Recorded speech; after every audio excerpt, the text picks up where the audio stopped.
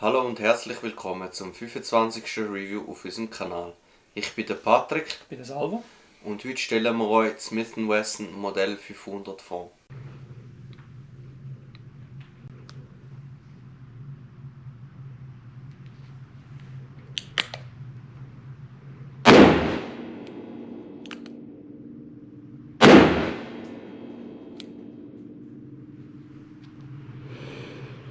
Mittlerweile haben wir schon über 500 Abonnenten. Und was passt besser als ein 500 Abonnenten Special als ein Smith & Wesson 500er Revolver? Darum haben wir uns eben gedacht, machen wir mal etwas Außerordentliches heute. Zuerst mal vorab auch euch allen ein Dankeschön für die ganze Unterstützung. Es freut uns natürlich, dass unsere Videos gut ankommen. Ja, und hoffen halt weiterhin natürlich auf euren Support. Um es genau zu nehmen, handelt es sich um den Smith & Wesson M500. In dieser Variante als 6,5 Zoll Läufer. Den gibt es in verschiedenen Lauflängen. Kaliber ist immer 500er S&W oder 500 Special. Die Lauflängen sind von 2,75 Zoll, 3,5 Zoll, 4 Zoll, 6,5 Zoll, 7,5 Zoll, 8,38 Zoll und 10,5 Zoll.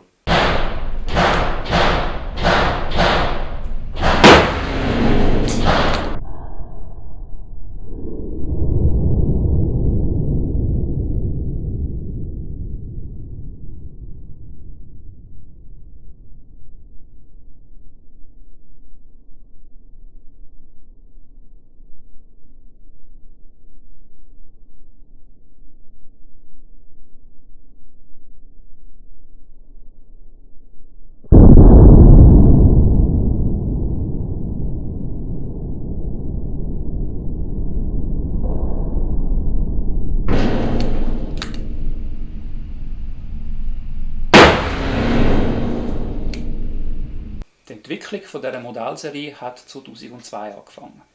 Und schlussendlich nur aus einem Grund, weil Smith & Wesson schon immer eigentlich der Hersteller war, der damit gewerbt hat, dass er die brachialste Revolver, die du halt auf dem Markt bekommst, verkaufen dürfen. Und in den 2000er Jahren ist halt 44er Magnum ja, nicht mehr das krasseste gewesen, kann man sagen. Wegen, hat doch auch schon bei den Revolver andere Kaliber gegeben, die halt stärker sind, und bei den Semi-Auto-Pistolen die Desert Eagle, wo 50 AE, also das 50er Kaliber verschießt, da sind sie ein bisschen hinten drin gewesen. Die Entwicklung ist ein Jahr gegangen und im 2003 haben sie dann eigentlich das Kaliber, Smith & Wesson 500er Magnum und die passenden Revolver auf den Markt lanciert und sind ja heute auch noch das brachialste, was man in einer Faustfeuerwaffe. Rein vom ballistischen Aspekt tut Standardmunition von einem 500er Magnum erreicht die doppelte Kilojoule-Leistung verglichen mit einer Desert Eagle 50 AE. Also wirklich ein riesen Punch dahinter. Da noch schnell ein bisschen als Vergleich. Das ist eine Hülse von einer Desert Eagle 50 AE. Da habe ich leider keine volle Patrone gerade da. Und das ist eine von den Smith & Wesson 500er. Oder? Es hat halt einfach wirklich mehr Platz für Schiesspulver und ja, zum mehr Wumms daraus rauszubringen. Und auch nochmal schnell als kleiner Quervergleich. Die meisten Leute die verschiessen 9 mm Para oder 9x19, das wäre so eine. Dann haben wir noch das Grössenvergleich, ein 357er Magnum, wo halt ja auch schon halt ein Magnum Revolver ist. Und dann haben wir noch den 500er Torpedo.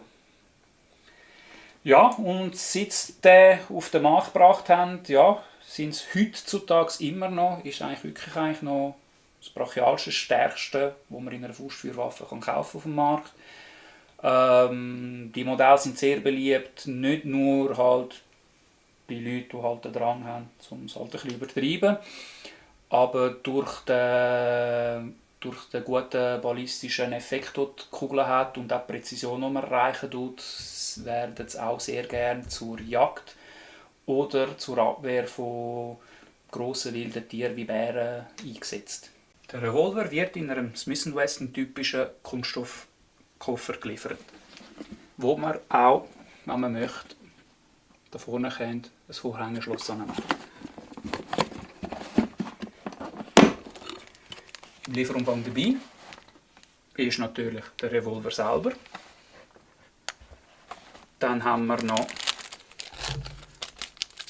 so 2 kleine Schlüssel. Die braucht man, um den Abzugsmechanismus zu verriegeln und so die Waffe zu sichern.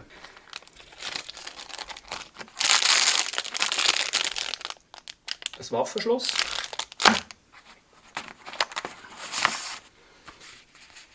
Dann haben wir noch eine Bedienungsanleitung und eine Registrationskarte und ein bisschen Werbung gerade noch drin. Und bei uns sogar noch eine Bedienungsanleitung auf Deutsch mit Bildchen. Und das ist der Lieferumfang von dem Revolver. Es ist ein Revolver mit Single- und Double-Action-Abzug. Hauptsächlicher Bestandteil ist eigentlich alles aus rostfreiem Stahl, außer das Griffstück, das ist aus Gummi. Hinten dran sehr gut gepolstert, dass der Rückstoß aushält ist. Das gibt dem Ganzen ein Gewicht von 1,72 kg. Die Lauflänge ist 165 mm. Bei deren ist noch speziell, also beim Lauf allgemein, ist speziell, dass es einen Innen- und Aussenlauf hat, was in erster Linie günstiger in der Produktion macht, aber auch anscheinend präziser. Zudem hat er auch noch einen Kompensator oben eingebaut, dass auch ein bisschen der Rückstoß bzw. ein bisschen mehr runtergeht.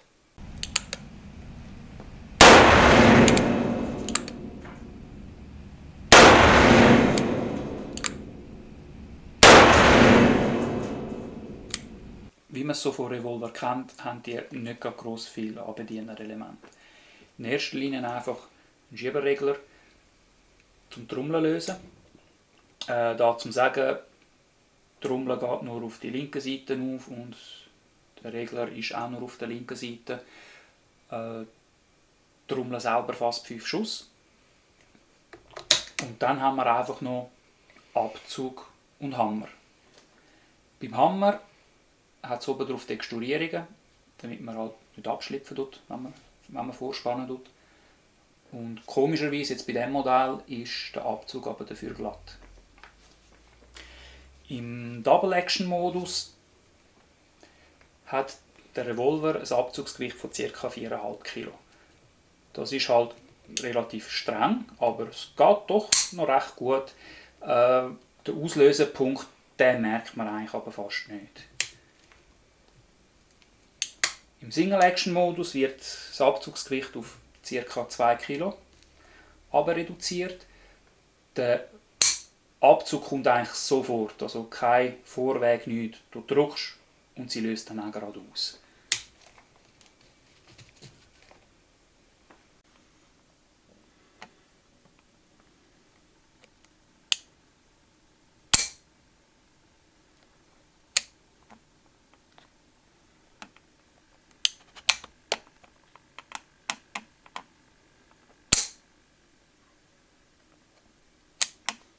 Das Korn ist da. Es verfügt vorne über eine rote Markierung, dass man besser zielen kann. Beim Kime hat es ein weißes U, aus dem Grund, dass man besser zielen kann. Das ist auch horizontal und vertikal verstellbar. Der Rückstoß ist, wie wir schon ein paar Mal erklärt haben in diesem Video, brachial. Viel mehr kann man eigentlich nicht dazu sagen.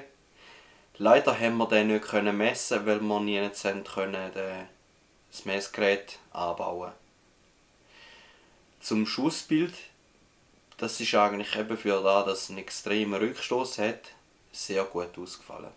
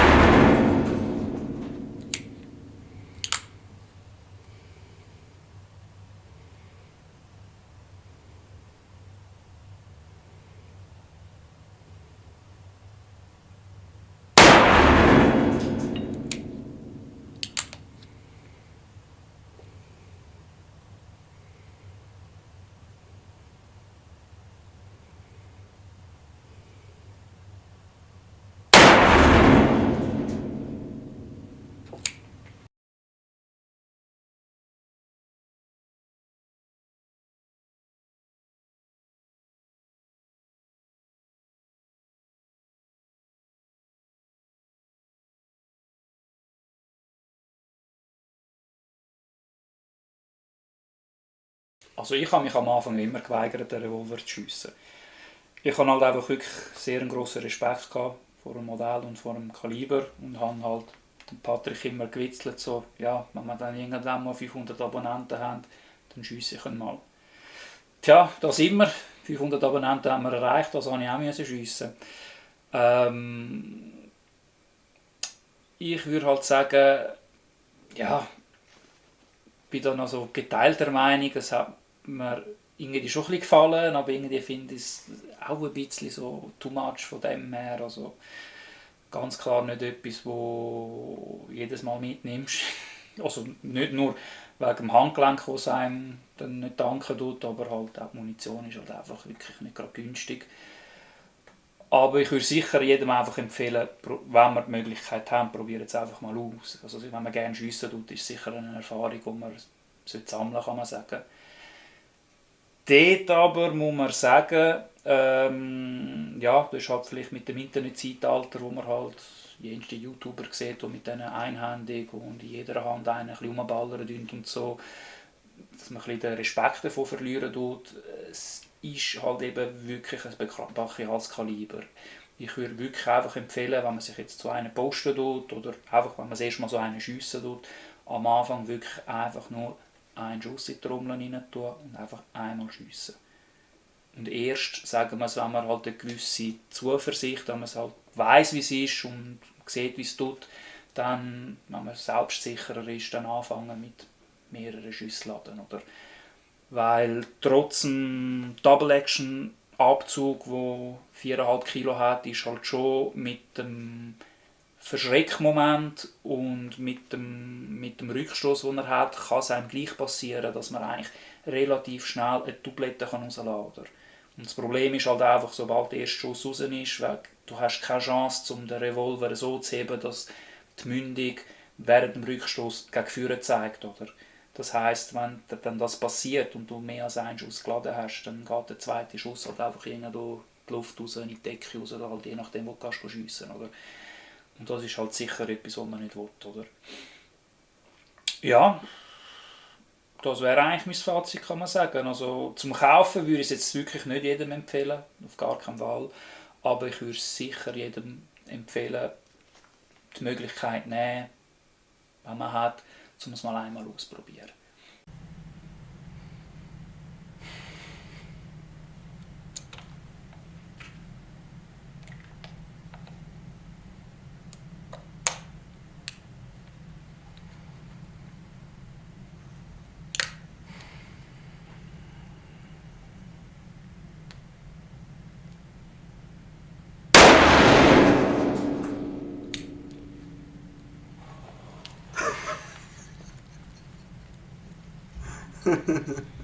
Mein Fazit ist ähnlich wie der Salvo.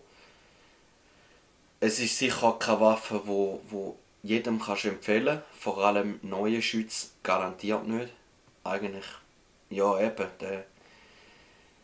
Für Leute, die den Hang zum Übertreiben haben, ist es vielleicht cool. Und wie gesagt, wenn du mal die Möglichkeit hast zum Schiessen, die Chance nutzen. Dort wirklich, ich bin selber mal in der Nähe, also nebendran gestanden, wo einer in die Decke geschossen hat mit dem. Das ist wirklich halt aus dem Grund, weil wirklich 2 Schuss noch in der folgenden Kamera waren, ist der Abzug so schnell wieder losgegangen, dass die Person in die Decke aufgeschossen hat.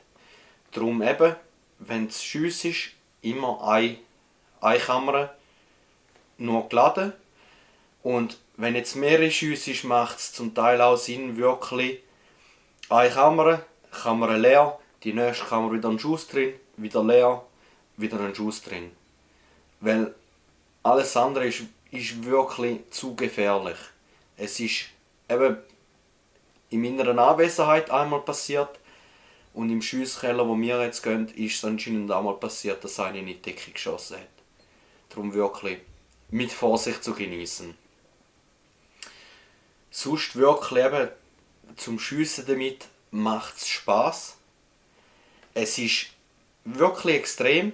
Es ist ein brutaler Rückstoß und jedes Mal, wenn du sie wieder mitnimmst und wenn du wieder den ersten Schuss machst, denkst du wieder, boah, krass. Von dem her eben eine Pistole, die wirklich eigentlich so ein bisschen overpowered, den Hang zum Übertreiben. Und ja, für so Commercial jedes Mal damit schiessen würde ich nie. Eben aus finanziellen Gründen und ja, verlierst auch ein bisschen den Spass daran irgendwo durch, weil wenn du dich daran gewöhnst, ist es nicht mehr so cool. Es ist trotzdem immer noch krass, aber es ist wie, mit der Zeit verliert es schon ein bisschen den Respekt. Darum eben wirklich mit sicher, also kontrolliert und eben auch wie vorgespannt, der Abzug ist extrem, also wirklich Millimeter drauf und er drückt ab.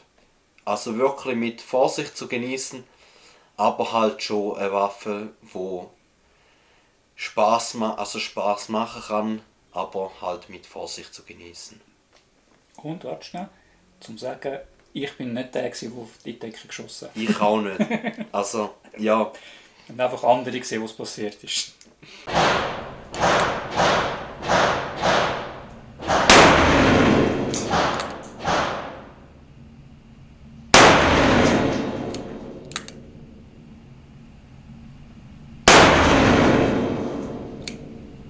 Ja, in dem Fall, das wäre es auch wiederum von uns für heute. Euch danke vielmals fürs Zuschauen und auch eben wieder vielen Dank für eure ganze Unterstützung und auf mindestens nochmal 500 Abonnenten mehr und beyond. Wie immer Detailbilder und eine Insta-Story auf unseren Social Media, Instagram, Facebook.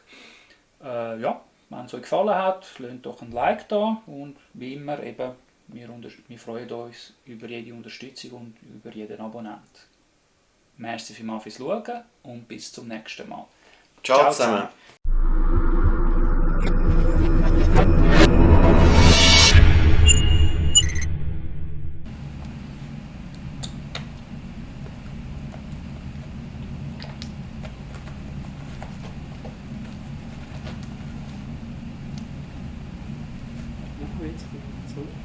Ich habe gemeint, vielleicht könnte man das Laden auch noch mit reinnehmen, vielleicht ist es noch gut ausgesehen, aber bringt die zwei nicht mehr raus, oder? Jetzt hast du etwas für den Abspann. Also die macht noch 5 einhändig. Einhändig, ja, kann man auch machen.